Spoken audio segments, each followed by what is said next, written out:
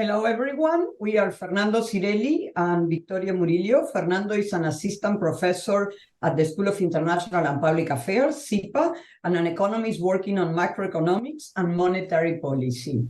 I'm a political scientist, also a professor at SIPA and the Department of Political Science, and the director of the Institute of Latin American Studies at Columbia. We are both originally from Argentina, and we're here today to discuss the Argentine presidential election of last Sunday, where an outsider, Javier Milei, has been elected, and he has received a lot of international coverage, equating him to the Argentine Donald Trump. He has close relationships with Bolsonaro, and a very widely seen interview with Tucker Carlson. The Institute for Global Politics and the Institute of Latin American Studies have called this conversation to provide some feedback on this event. So let me start by providing some political background on Argentina for those who do not know anything. So this is the 101. Since 1946, the Argentine electoral map has been characterized by polarization between Peronists and anti-Peronists, which often coincide with socioeconomic status. The less educated and poor citizens tended to align with the Peronists. In 1983, after a fierce military dictatorship, Peronism lost in clean and fair election for the first time in history, setting a period of electoral competition for the following 40 years, including two non-Peronist presidents. Given the volatility of Argentine economy during the whole period, economic vote has been predominant, with incumbents being rewarded in good times and punished in bad times. In 2023, at the beginning of the year, the economy was so bad that we thought the incumbent party was going to lose. And therefore, the mainstream opposition coalition got into a fierce primary that appeared to be more connected into grabbing power than into the problems of the people. I think that hurt them. And that's when Javier Milei, an outsider, emerged as a credible candidate dividing the opposition. In the compulsory primaries of August of this year, despite his lack of political experience, or perhaps because of his lack of political experience, he was the most voted candidate with 30% of the vote. He surprised in particular with a strong electoral support in the interior of the country, even in provinces where he had never set his foot. And I think that's also relevant to the very strong role that social media and young influencers had in this election. In the first round of the elections, presidential elections, in October 22nd, he kept his 30%, although there was an increase in electoral participation, and he passed to the runoff election to confront the incumbent candidate and current finance minister, Sergio Massa, who had received 37% of the vote in the first round. The third candidate, who lost in the traditional opposition, supported Milei, dividing her own coalition. And last Sunday, in the runoff election, Milei surprised again with a landslide of 56-44, almost no blank ballot, despite calls of the opposition leaders for it, showing that the anger of the voters was all behind Milei. Fernando, why don't you explain to us how do we go to the economic conditions that explain the vote for Milei and the anger of Argentine voters with the situation? Thank you, Vicky. I will begin by giving you an overview on the economic situation of Argentina, and I will not exaggerate by saying that Argentina is going through the worst economic situation, at least since the major economic crisis we had in the early 2000s. The question is, how did we get here? And I will say it's a combination of bad luck and bad economic policy decisions of the outgoing party. On the bad luck side, there is some global factors. COVID came, hit the entire world, sent the world to a recession. But there was also some local factors, very little rain that decreased the exports of Argentina. But mainly was bad economic policy decision that the outgoing party deliberately chose not to take the measures needed to ensure growth and stability. And I will give you 4 key indicators that can say how bad or how collapsed is the Argentinian economy. I will begin by poverty. Right now, 40% of the Argentinian population is below the poverty line. This means that in a country of 46 million people, 18 million people is below the poverty line. That number increased by 5 million people during the Alberto Fernandez president that is leaving in December 10. Now, the mother of the problems, the main problem is inflation. Inflation in Argentina year over year right now is 140%, 140% inflation year over year. And it's even more dramatic if you think about the last monthly inflation rate, that if you annualize them, it's around 300%. This means that if we continue at this pace, by next year, inflation will be 300%, which makes Argentina top 3 country of inflation in the world. Why do we have such a big inflation? Well, Alberto Fernandez's government increased the size of government expenditures by a lot during his mandate, but somebody needs to pay for it. They didn't increase taxes. They didn't got debt. They just print money. There's no independent central bank in Argentina. They ask for transfers from the central bank to the treasury to finance government expenditures. But why didn't the treasury or the government raise taxes? It is not possible to raise taxes in Argentina. For instance, if you look at the labor market, 40% of the labor market is informally employed. Why? Because taxes in the labor market are so high that employers choose not to hire employees formally. The other question is, why didn't they raise debt? Well, Argentina has no access to foreign debt markets. The outgoing party inherited very high debt from the Macri era, but on top of that, markets for debt were closed. Now, they didn't do anything to regain access to these markets. Now, Argentina right now is the largest debtor of the International Monetary Fund. Milei, when he won the elections, said very clearly, I will fulfill all the obligations for Argentina. I will not default. But it's a big, big challenge for the government that he's starting in December. In the first quarter of next year, he has to pay $10 billion in external debt payments. Now, why is this very challenging? Well, if you look at Argentinian reserves in the central bank, they are in negative territory. That is, we don't have savings to pay these debt payments. Now, how did the previous government manage to pay debt? Well, they mainly ask China for a swap, or they renegotiate the payments with the IMF. Now, the question is, will Milei ask China for a swap? We don't think so. Relationship with China are not very in good terms. Most likely, Milei will try to renegotiate debt with the IMF. This is a big challenge that the government of Milei has ahead. But on top of the foreign currency debt, Milei has to deal with a huge debt in pesos. He mentioned it right away in his speech. He says, we are very worried. We're paying a lot of debt in pesos. The interest rate in pesos is above 100%. And we need to solve this before we can deal with other problems in Argentina. Now, the last proxy of the Argentinian collapse I want to give you is exchange rates. Now, if you're familiar with Argentine economy, we care a lot about the exchange rate between the peso and the dollar, because it's a proxy for how stable the economy is. A stable exchange rate corresponds to a stable times. Now, if you look at how many pesos per dollar during when Alberto Fernandez took power, you need 70 pesos to buy $1. Right now, if you want to freely access to dollars, you need to pay 1,000 pesos to access to a dollar in Argentina. Now, it's not only that the problem, more than 10 times higher exchange rate, but there are also multiple exchange rates in Argentina. If you're an importer, you access to one exchange rate, 350 more or less. If you export, you get 650. If you want to travel abroad, you have to pay 1,000. So this is a sign of how distorted the Argentina economy is right now. So for me, it comes as no surprise that the opposition won in this election. But the main question I want to ask you is, why Javier Milei? What's special about him? Why not the traditional opposition won this election? Thank you, Fernando. That's a good question. Milei, I think it's important to remember that he's an economist, a libertarian economist. So I think people took that as a sign. He's also former rock singer and former goalie and a TV personality. He only had 2 years of experience in Congress, and it seems not to have attended very much any session, and he raffled his salary. So, and his personality is very strange, right? He takes advice from his dead dog. He cloned his dead dog. He has this strange hair. He has bouts of anger in TV. He cannot lie, even if he needs to during a debate, presidential debate. So I think he shows he's not political.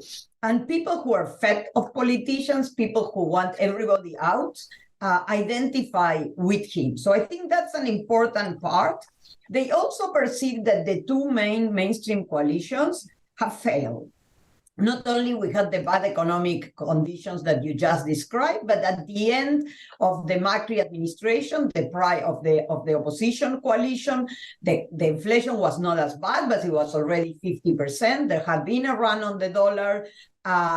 There has been a decline in wages. So people voted for Alberto Fernandez thinking that things were going to improve.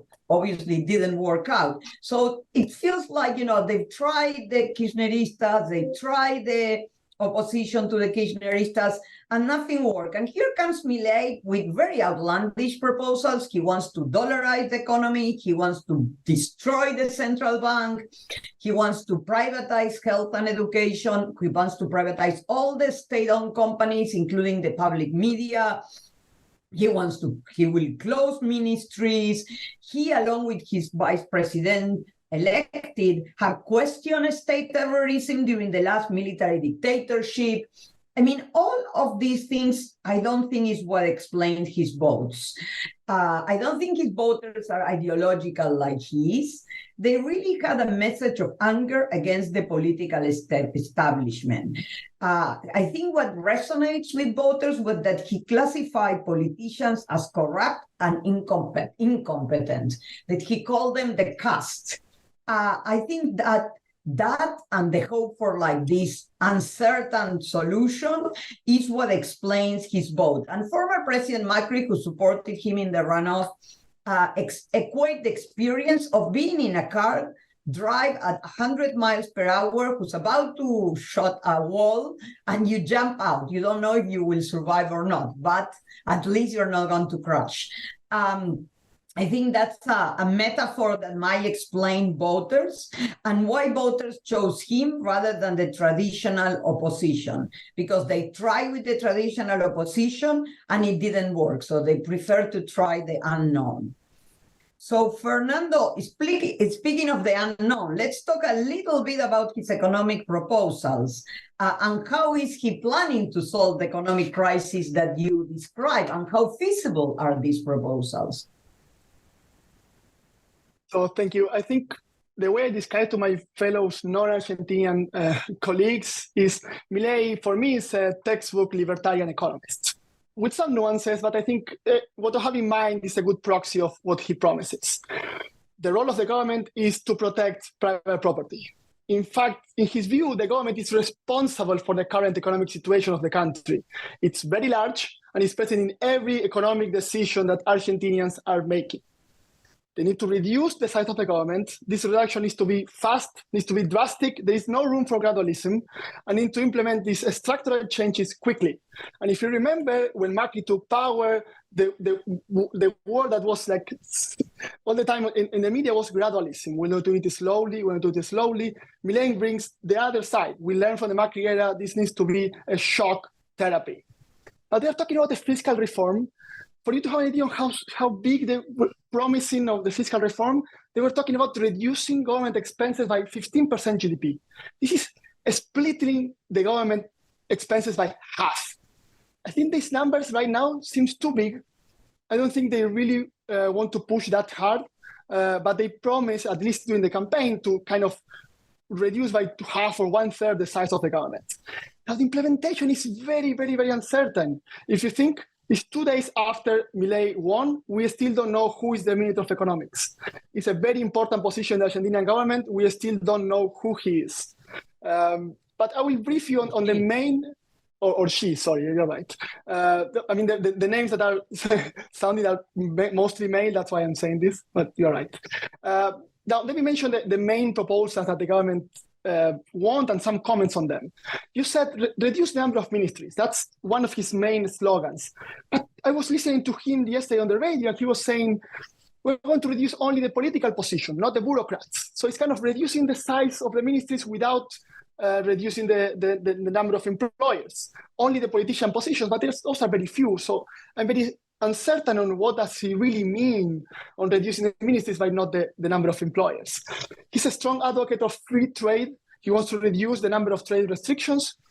He wants to reduce taxes, but when he mentioned that, he says, I want to reduce the number of taxes. He says, I want to cut 90% of the taxes because they don't generate income or revenue to the government. But he doesn't talk about reducing tax base, tax income. So reducing taxes, but not really the tax burden is how I feel right now he's going to be his first year. He's talking about the labor reform.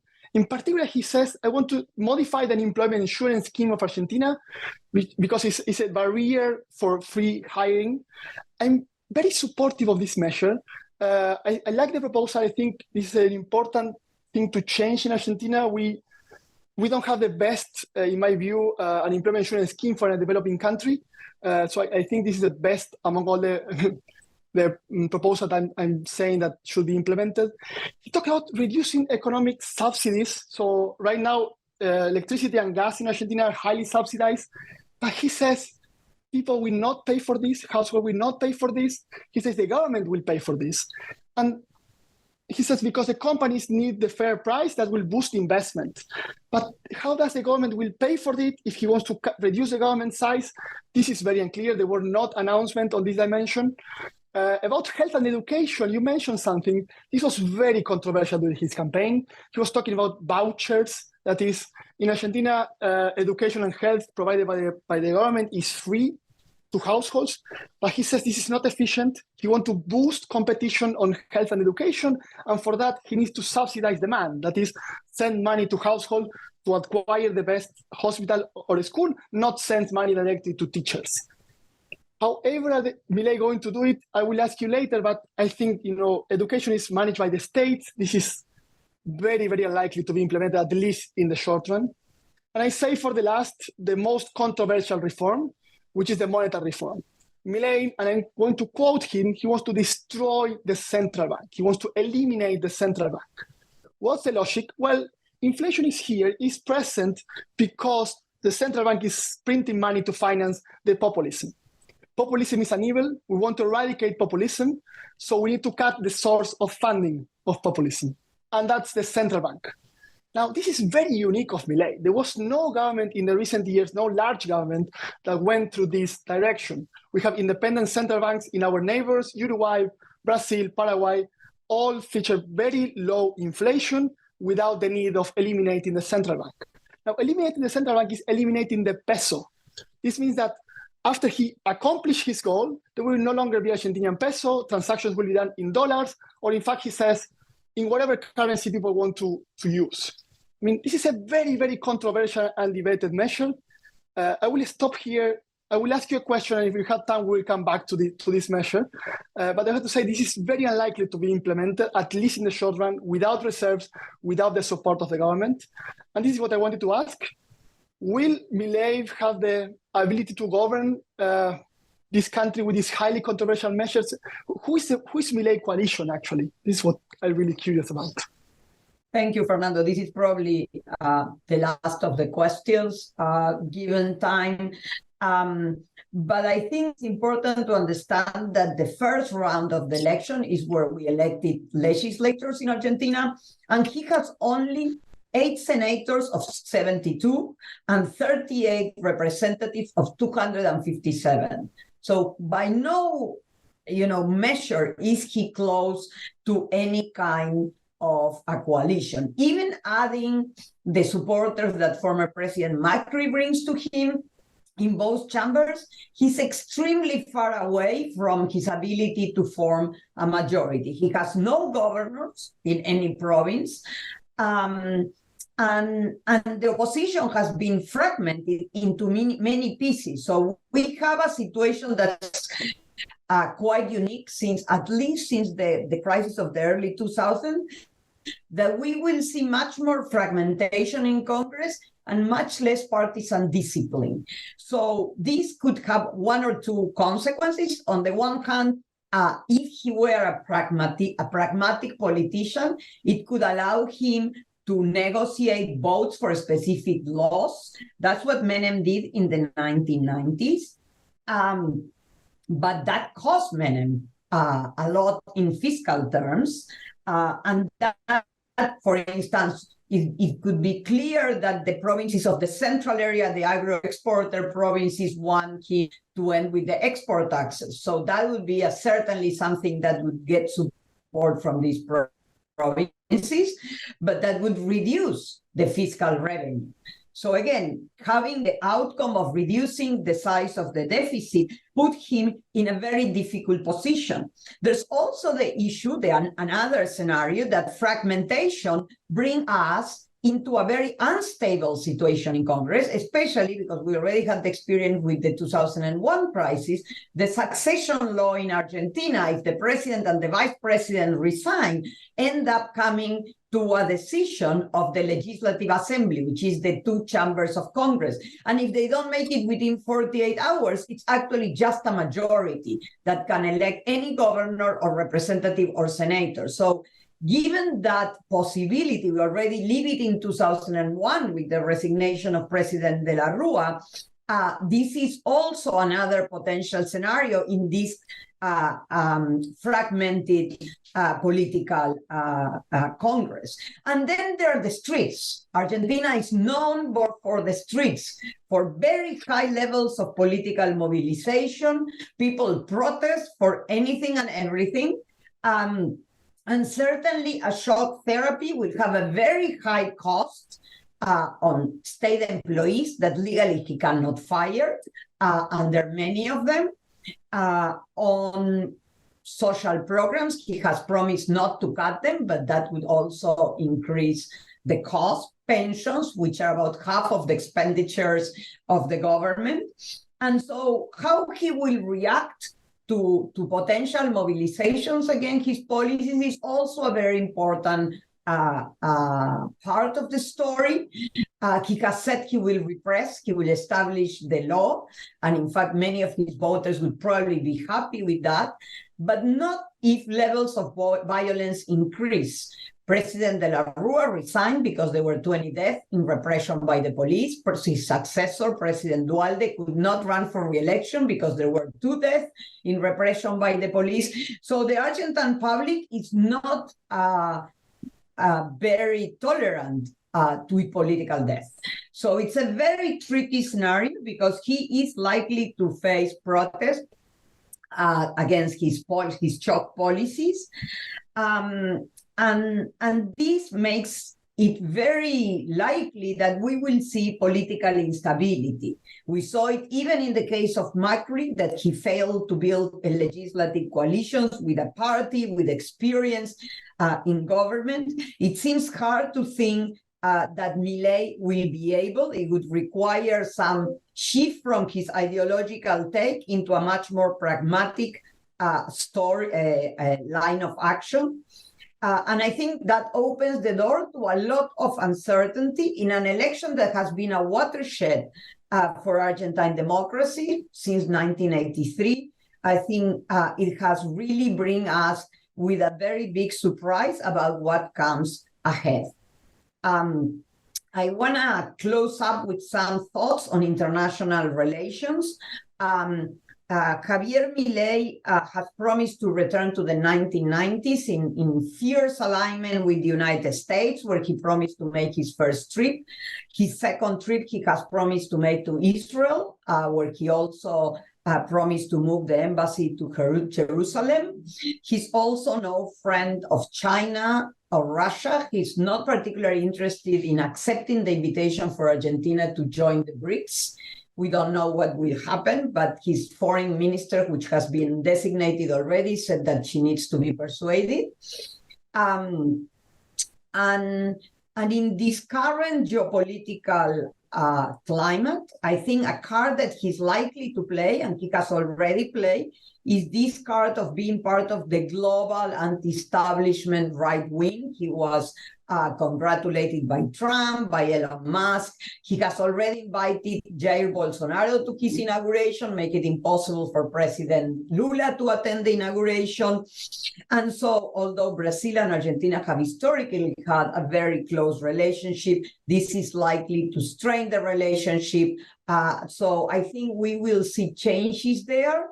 Although I think the foreign area is where changes are slower, but where they do require the less congressional support, so he will have more freedom to do what he wants. Fernando? Yeah, I think after everything we said, I will say that I remain optimistic, at least on the economic side of the government, very, very uncertain, but optimistic on what's coming from Argentina. And it's not only me, but the response on the markets yesterday and today were very positive. If you look at the stock exchange, the stocks that are trading in the US stock market, Argentinian stocks jumped more than 40%. This is mostly due to the announcement of privatizations of public companies that I forgot to mention during the policy that he planned to implement. And there was no really sharp depreciation of the peso, and many people was expecting. So I would say the market is optimistic. I am optimistic, but I will wait and remain cautious for the first few months of the government, which I think will be crucial to see how much support he has on the street, on the Congress, unions, social movements, which in the end will determine his ability to implement his reforms.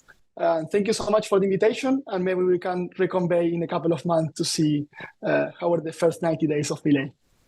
Thank you so much, Fernando. And goodbye, everyone. Thanks for listening to us.